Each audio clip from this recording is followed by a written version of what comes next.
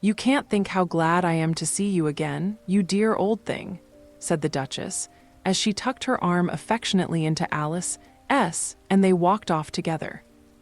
Alice was very glad to find her in such a pleasant temper, and thought to herself that perhaps it was only the pepper that had made her so savage when they met in the kitchen. "When I'm a duchess," she said to herself, not in a very hopeful tone though, "I won't have any pepper in my kitchen at all. Soup does very well without, maybe it's always pepper that makes people hot-tempered," she went on, very much pleased at having found out a new kind of rule.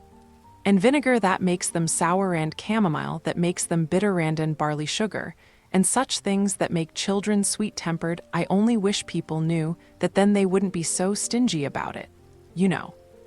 She had quite forgotten the Duchess by this time, and was a little startled when she heard her voice close to her ear. "You're thinking about something, my dear, and that makes you forget to talk. I can't tell you just now what the moral of that is, but I shall remember it in a bit." "Perhaps it hasn't one," Alice ventured to remark. "Tut, tut, child," said the Duchess. "Everything's got a moral, if only you can find it," and she squeezed herself up closer to Alice's side as she spoke. Alice did not much like keeping so close to her, first, because the Duchess was very ugly, and secondly, because she was exactly the right height to rest her chin upon Alice's shoulder, and it was an uncomfortably sharp chin, however. She did not like to be rude, so she bore it as well as she could. "The game's going on rather better now," she said, by way of keeping up the conversation a little. "'Tis so," said the Duchess, "and the moral of that is so. 'Tis love, that makes the world go round." "Somebody said," Alice whispered, "that it's done by everybody minding their own business."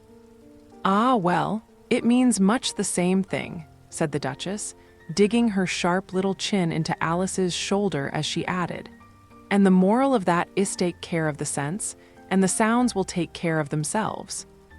How fond she is of finding morals in things, Alice thought to herself. "I dare say you're wondering why I don't put my arm round your waist," the Duchess said after a pause. "The reason is that I'm doubtful about the temper of your flamingo. Shall I try the experiment?"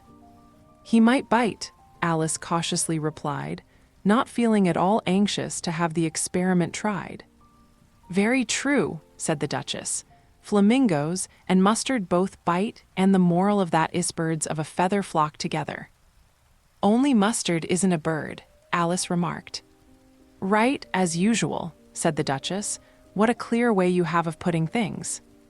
"It's a mineral, I think," said Alice.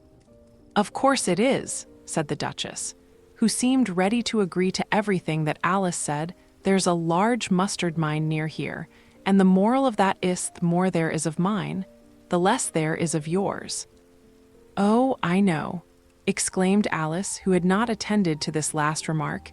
"It's a vegetable. It doesn't look like one, but it is." "I quite agree with you," said the Duchess. "And the moral of that is what you would seem to bear, if you'd like it put more simple, never imagine yourself not to be otherwise than what it might appear to others, that what you were or might have been was not otherwise than what you had been would have appeared to them to be otherwise." "I think I should understand that better," Alice said very politely, "if I had it written down, but I can't quite follow it as you say it." "That's nothing to what I could say if I chose," the Duchess replied in a pleased tone. "Pray don't trouble yourself to say it any longer than that," said Alice. "Oh, don't talk about trouble," said the Duchess. "I make you a present of everything I've said as yet." "A cheap sort of present," thought Alice. "I'm glad they don't give birthday presents like that," but she did not venture to say it out loud. Thinking again, the Duchess asked, with another dig of her sharp little chin. "I've a right to think," said Alice sharply, for she was beginning to feel a little worried. "Just about as much right," said the Duchess, "as pigs have to fly and the M." But here, to Alice's great surprise, the Duchess's voice died away, even in the middle of her favorite word, moral. And the arm that was linked into hers began to tremble. Alice looked up, and there stood the Queen in front of them, with her arms folded, frowning like a thunderstorm. "A fine day, Your Majesty," the Duchess began in a low, weak voice. "Now I give you fair warning," shouted the Queen, stamping on the ground as she spoke. "Either you or your head must be off, and that in about half no time. Take your choice."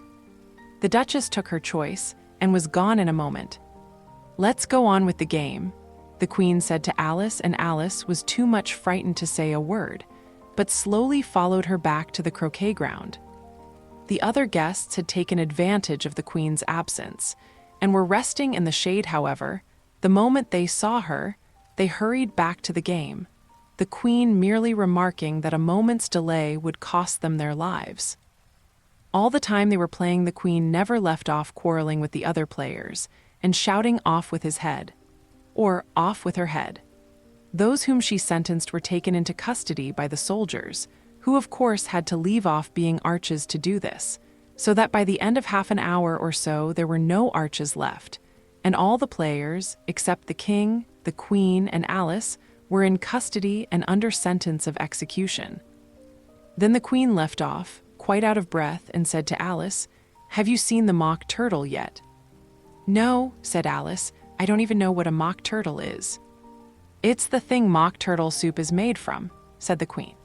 "I never saw one or heard of one," said Alice. "Come on then," said the Queen, "and he shall tell you his history." As they walked off together, Alice heard the King say in a low voice to the company generally, "You are all pardoned. Come, that's a good thing," she said to herself, for she had felt quite unhappy at the number of executions the Queen had ordered.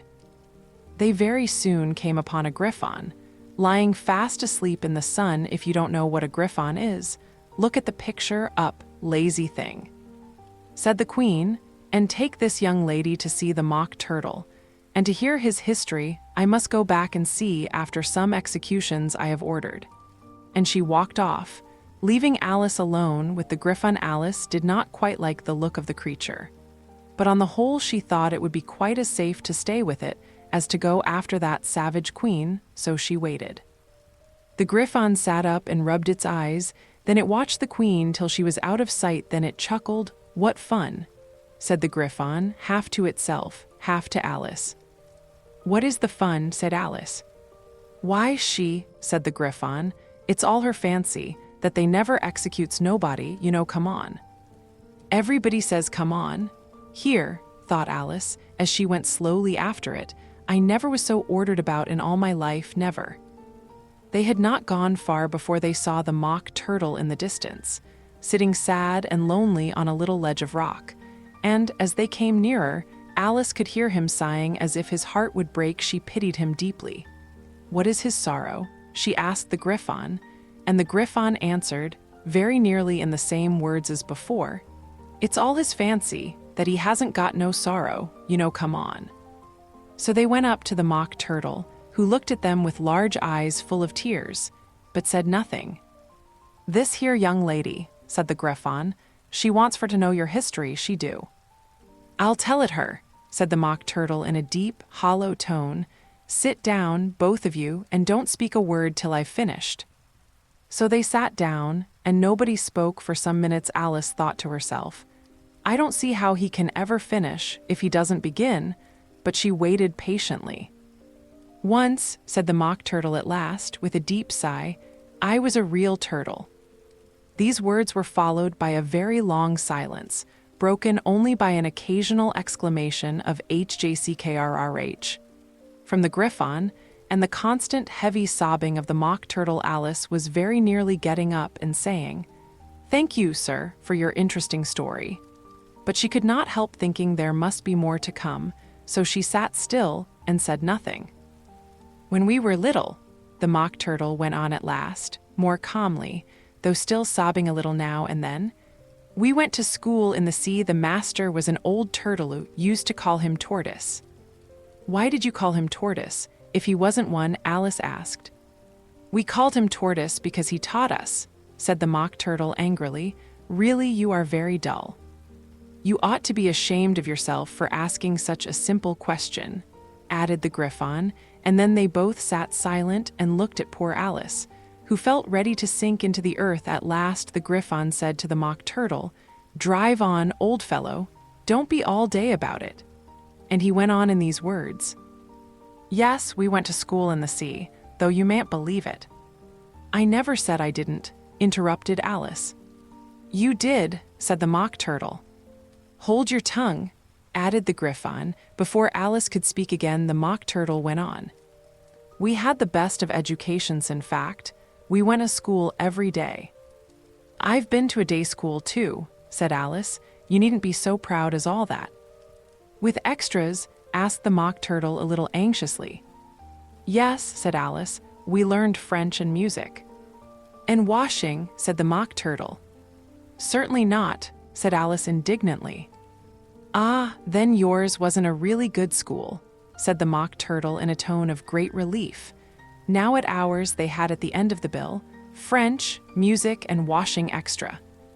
"You couldn't have wanted it much," said Alice, living at the bottom of the sea. "I couldn't afford to learn it," said the Mock Turtle with a sigh. "I only took the regular course." "What was that?" inquired Alice. "Reeling and writhing, of course, to begin with," the Mock Turtle replied, "and then the different branches of arithmetic, ambition, distraction, uglification, and derision."